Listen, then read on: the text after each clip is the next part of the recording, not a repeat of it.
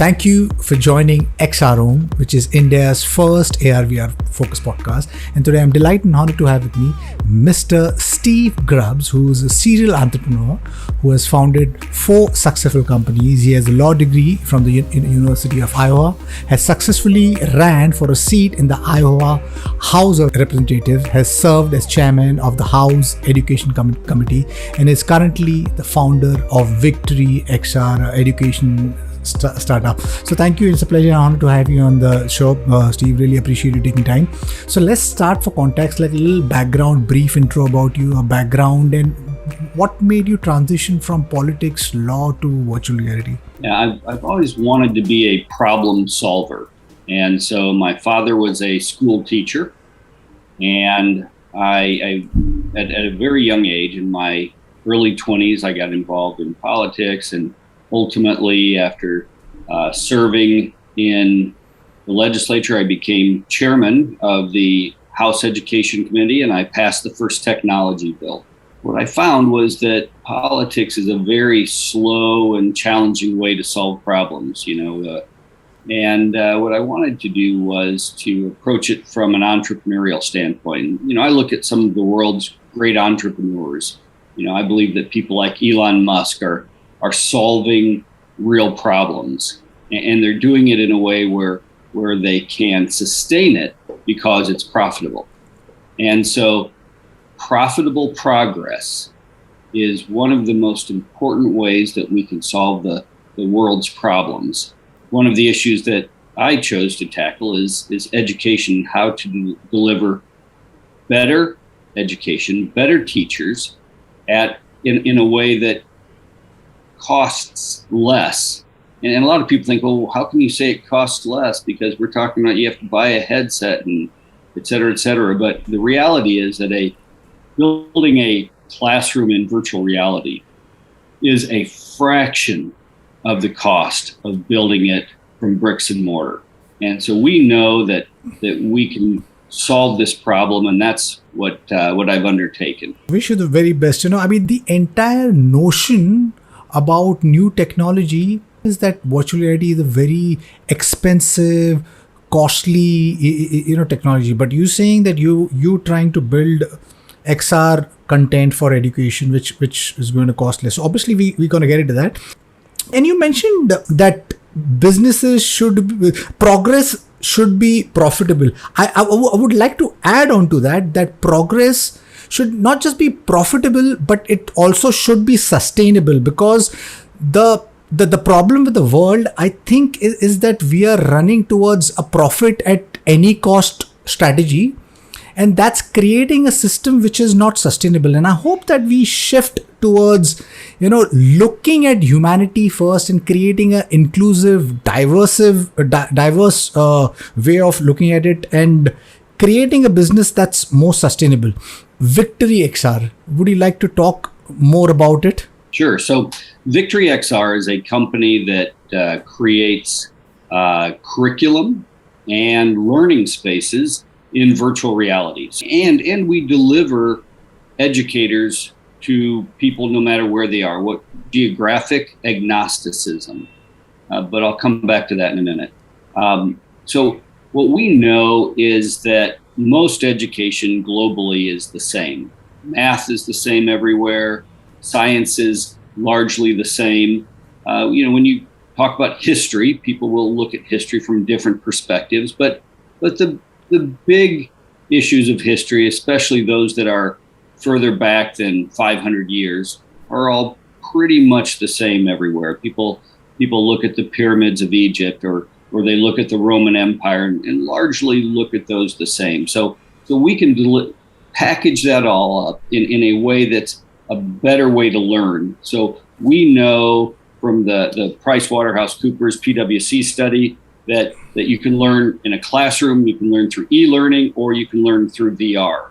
And overwhelmingly, virtual reality is the way that students retain more information, their brain is more engaged, and they connect with that information more emotionally. That's what VR promises. And in addition, beyond just delivering curriculum, we also build schools. So for example, in the United States, like every country, we have some wealthy school districts.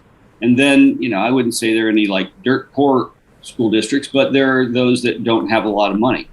And the wealthy school districts will build themselves STEM labs, science, technology, engineering, and math, that cost somewhere close to 30 million US dollars. That's a lot of money for a school district. We can build the same thing, the same STEM lab in virtual reality for about $30,000. So, 1/1000th of the cost. So there's value in what we're able to deliver in not just the curriculum, but also the spaces. Why virtual reality? What is the value that it adds besides the three things you mentioned? Retaining more information, emotionally engaged. What are the other things that it adds? What does it bring onto the table to a traditional school, college, or university? A couple of things. So first of all, geographic agnosticism. What this term means, no matter where you're located. So let's say that you have a great school, a great engineering school where they learn how to design chips, computer chips. And let's say that's located in Bangalore. Now let's say that there's a student 1,000 miles away. And that student, if they had the opportunity to live out their potential, that student would be the best chip maker, chip architect in the history of the world. But they will never get that potential because they live 1,000 miles away from that school. Geographic agnosticism says is that we can deliver the world's best education, the world's best teachers in these wonderfully niche learning categories. And we don't care where you live. You can enter the class. So what we provide is an actual classroom. Here's our live instructor. Here's 20 other students in your classroom.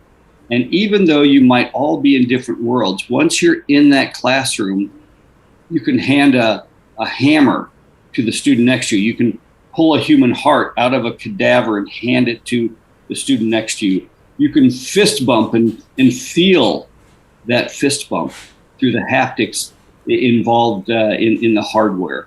So that makes a dramatic difference. So the fact that you can come together in a classroom, in a schoolroom, no matter where you are, with other like-minded students. Second, one of the great studies done by a university in Taiwan is they actually measured brain activity of students that use virtual reality. And it's a wonderful look, So first they showed the brain activity of a student in their just resting state. Then they showed brain activity of students who were sitting in a classroom and learning from a teacher. And then third, they showed the brain activity of that student when they are using virtual reality. And it was dramatic. So, of course, when the teacher's up there speaking, there's more brain activity. But once they are engaged in virtual reality, once they're immersed in it and they have visual and audio and all of this activity around them, suddenly their brain came alive. And this is one of the reasons they retain more information. Their brain is more engaged, and they have no distractions. They're not looking out the window. They're not talking to the boy or girl next to them. They are focused on what they're learning. And who doesn't love traveling the world learning? Students become more emotionally connected to the content that they are surrounded by in virtual reality. So all of this leads up to better grades, greater understanding of what they're being taught, and it matters. You are taking the school to the homes of the kids, virtual schools. And you are using technology such as haptic feedbacks and things like that to convert the physical experiences and make it as realistic as possible. And you also mentioned that there are these studies done with regards to brain activity, and that shows that students retain more when they're using virtual reality learning, and they are also engaged more.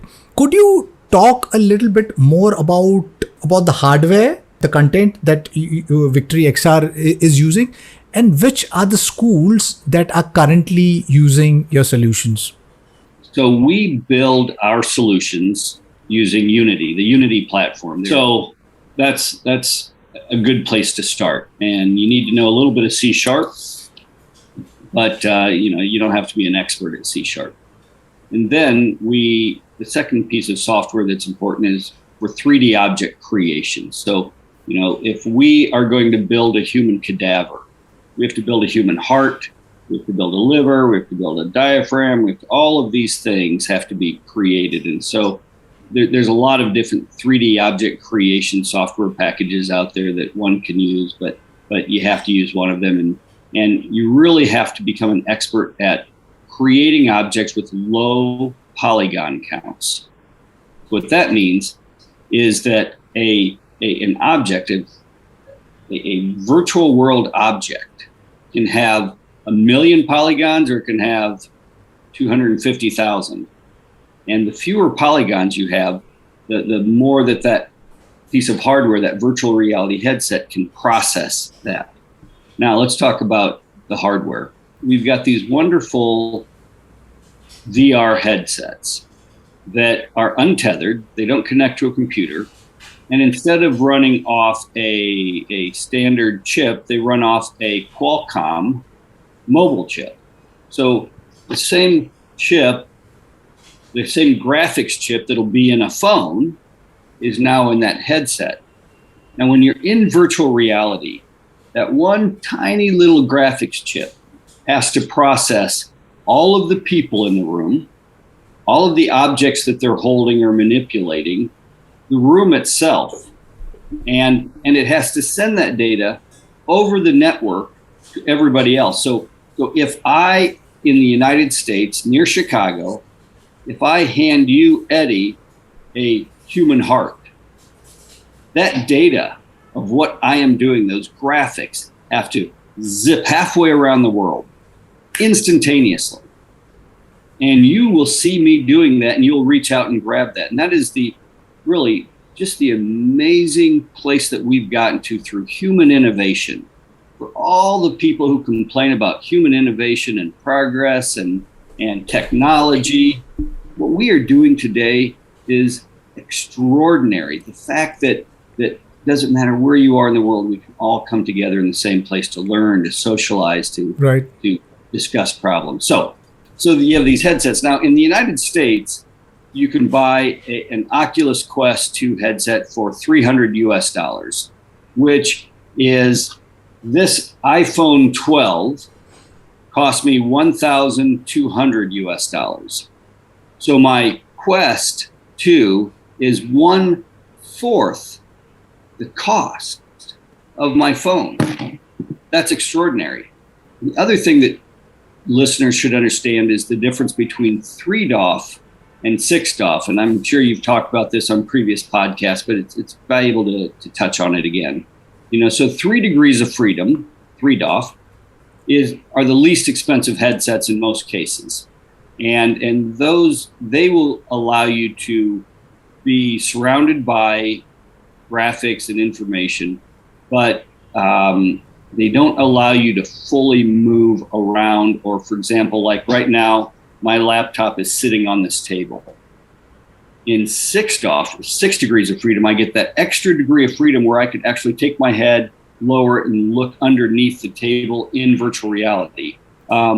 It's a little bit more expensive to have 6DoF than 3DoF, but it creates a true VR experience. So, and that's what the Quest 2 or the Vive, the new Vive 3, or the Pico Neo 3. And I know there's some companies in India that are creating some great 3DoF headsets. I don't know if anybody in India is creating a 6DoF headset yet, but so yes, that at this point in time, people are working on. I mean, we have 3DoF headsets, and there are people who are working on 6DoF headsets. But yeah, it's maybe going to take some time. But yeah.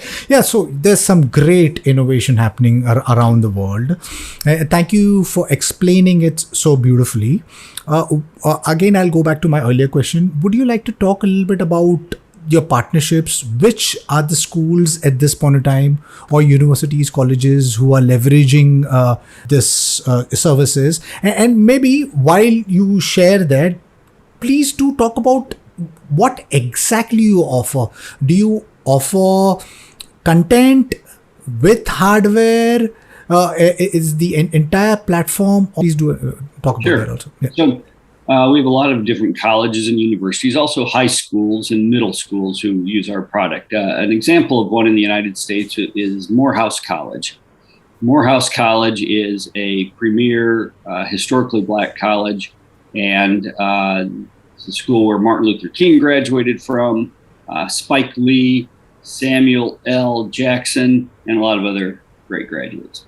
And what they do is during COVID, they decided to offer classes in virtual reality. Now that's different than offering a class through Zoom or a computer, which is a 2D experience. What we have right here is a 2D experience, but they decided to open up these classes. So they taught inorganic chemistry, they taught world history, and biology 105. So in these experiences, students were able to stand on a battleship in World War II to learn world history. They were able to go into outer space and reconstruct molecules by hand to learn inorganic chemistry. And they were able to travel down a fallopian tube to learn about human anatomy. So these are the things that are not possible anywhere else. And we also have this wonderful maze. So people enjoy finding their way through a maze. In our maze, you find your way through it, and then you come to gates that you want to open. And in order to open that gate, you must answer a question.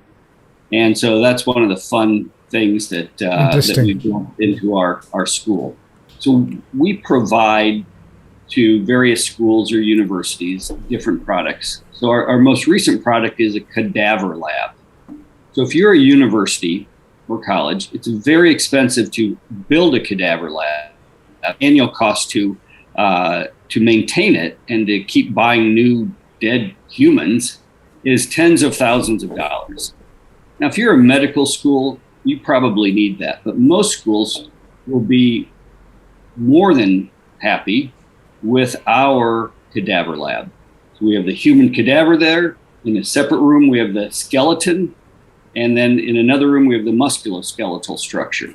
And all of these pieces can be taken apart and put back together. You can explore the organ systems. You can take a human heart and you can expand it until it's 8 meters tall, and then step inside it and look around and travel through the ventricles and cavities. Now, you can't do that in a real world biology lab, but you can do it in our lab and learn about these things in a better way. So we offer the cadaver lab. We also offer VictoryXR Academy. So this is a full campus with over 3,000 learning objects. So we've got molecules and human organs and animal organs, and we have spaceships and suns and moons and Mars and all of these different objects that you can learn from. Over 3,000. Just think about all the different pieces that are involved with that. Bones and ancient guns that were used in ancient wars. We have the skeletal structures of animals who are now extinct. So many funny things. Woolly mammoths. And then we also offer a product that works for 3DOF or 6DOF that's called VXR Direct, VXR Direct. And this is what we call the Netflix of VR education. You pay $10 a month, $10 US a month, and you have access to as much of our content as you want. You can learn it, and you can download it. You can take field trips around the world. You can visit places, but it's an asynchronous experience. Asynchronous means that you're in there by yourself. It's an individual experience. VictoryXR Academy is synchronous. Synchronous means that a lot of people can be in there at the same time. So you can have your teacher in class and everybody. It's a live group experience. We do have in our asynchronous animal dissection our hologram teacher who walks you through cutting up that frog and cutting up the fetal pig and pulling the organs out and all that. So that's pretty cool. You are almost laying the foundation of redefining how we're going to learn, because so far, and I'm getting excited. I mean, I feel like, I should go back to school, because when I was growing up, the only thing that I had was books, and I had to reimagine what the books are trying to say. But here you are saying you are creating the imagined world where kids can get into and students can get into a virtual world where they are experiencing learning rather than just rote learning, where they're just reading it and like a parrot sitting for the exams and writing things. Here you are making education fun, and you are also taking that approach where not just for single individuals, but also schools, classes, and universities. Would you like to share the pricing model? How does that work? Is this restricted only to America? Are you talking to also some Indian schools? Are you open to talking to Indian schools, education institutes here? What's the plan ahead? Yes, we would be happy to talk to Indian schools, and we, anybody can reach out to us and visit with us, and visit our website at VictoryXR.com. We are a global company, and we sell all over the world, and we're also we welcome distributors. If somebody works with schools, then we welcome those distributors. We can't control the hardware very easily, but we can provide the software and the learning environments, and we can also provide the training. So there's a lot we can do. The hardware is a little bit more challenging. You mentioned the website details, but I'll share your contact details also, so for people who want to get in touch with you can get in touch with you directly. Now, the COVID has kind of thrusted us in this digital world, and education is kind of completely upended. Schools and universities are still shut over here. How receptive has been universities and schools to virtual reality learning or curriculum, and what has been the responses of teachers as well as students? Because at least here in India, at least for the first maybe complete year, teachers were finding it difficult to handle even 2D medium, the online. Here you're saying we're moving to transitioning to virtual reality. How has been the response over there when it comes to virtual reality learning, education? Yeah. Well, we just launched with a partner, American High School, the first global virtual reality high school. And our partner there was Qualcomm. So in our cadaver lab at Fisk University, our partner was T-Mobile and Vive, but with American High School, Qualcomm was helping out with that. And any student in the world now can attend high school at American High School. They just have to pop on their virtual reality headset, and the teachers are waiting for them inside the high school. So like everything, you have early adopters and you have the skeptical late adopters. And so for those who are early adopters, people who are willing to try out something new, something that frankly already has a proven track record, it goes well. You can't take this type of technology and force it on a teacher or a school that's not ready for it. You have to find educators who, if they run into a little technology speed bump, they are not afraid to get past that and to work through it. Because, think about this. Everybody now has a smartphone, almost everybody. But in the early days, a lot of people held on to their flip phones, and they liked their flip phones. They were simple. They didn't have all this other stuff in it. You didn't have to worry about GPS and mapping and stereo systems and books and magazines. It was all that crazy stuff. I don't need all that. I just need to make a phone call. Okay. But ultimately, the flip phone went away, and everybody now has a smartphone. And so that's the same with virtual reality in schools. Someday, all schools will have some virtual reality, and colleges have a lot of remote learning now. Even pre-pandemic in the United States, 20% of students were remote students.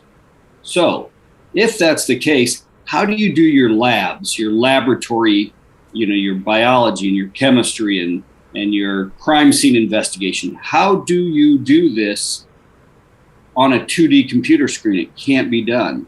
But if you put on your VR headset and you enter into this 3D world, suddenly you can do your labs in VR. And it's better.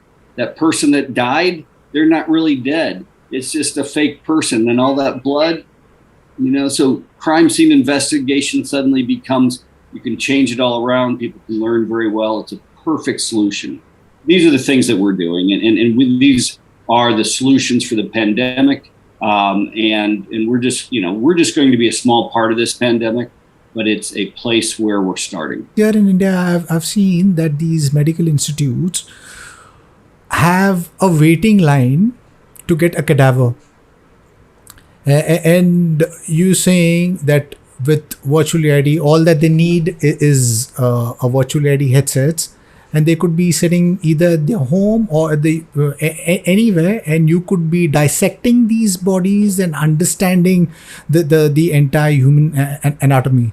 There are obviously a few challenges with the hardwares, the pricing points, and maybe the connectivity issues, because no matter what, even today there is a digital divide. There is the urban dwellers have connectivity, and they have the privilege of internet and stuff like that. The rural areas lack that, at least here in India.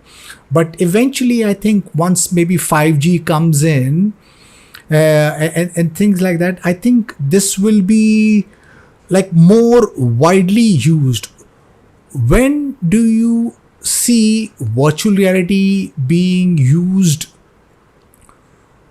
more in schools and colleges and universities? And what do you think could be a catalyst for a traditional legacy education system moving on to experiential learning? So, a couple things. One, the digital divide will go away faster than we think. With solutions like Elon Musk's Starlink, suddenly all of rural India, rural America, rural Asia has access to really high quality internet. So, price is something that'll have to be figured out, but at the end of the day, that problem will solve itself faster than people think. So that's number one. Number two, I think that schools frequently are in a follow the leader mindset.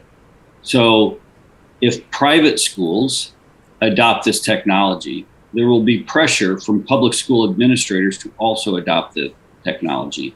Now, private schools are competing amongst each other. They want the students to come to their school. And so one of the ways to get students to come to your school is to show that you've got the best, most interesting way to learn. And so our technology is one of those ways that private schools attract students. And then that starts tipping the dominoes one by one until the public schools follow suit. Now, in the United States, frankly, public schools are adopting it at a greater rate than private schools. So, we're very happy with all the public high schools that we work with. And it all comes down to a teacher or a principal or an administrator who is actively interested in this type of learning. And A, they know it's a better way to learn. And B, it can provide access to teachers that they may not have. So for example, let's say they want to teach Mandarin or they want to teach Hindi. Well, very few teachers in the United States can teach Mandarin or Hindi. But in our virtual reality classroom, no problem. Right. Yeah. So I'm excited for that space where we are not restricted to geography, and we can leverage the great teachers that are there in the different parts of the world. So education looks super exciting. It's not just education. I mean, most of the frontier technology is in such a nascent stage and they're all converging. And once they all come together, I think the world will completely get transformed. Steve, my last question to you.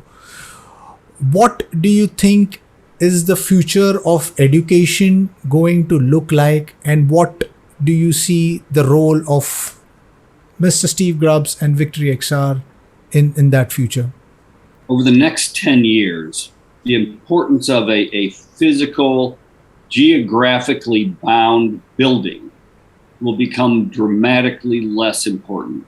In the United States, in Asia, and I think in parts of India, parents will have the option to choose a school in virtual reality. So they might put their daughter in a computer school, they might put their son in an art school, but they will find the school that works best for their child, and that's how those children will go to school. They'll still go out and play and be social, but they'll have access to the best education that fits them. So it'll happen just a little bit at first, then a little more, and then it'll start the snowballing down the hill. And I know there are not a lot of snowballs in India, but this is one you're going to see. And so that's the future, is that this being able to be agnostic about geography for your education is happening fast and will continue to happen. The role we will play, VictoryXR, we will build the classrooms, and some of our classrooms are Paleontology Island, Starship, whatever.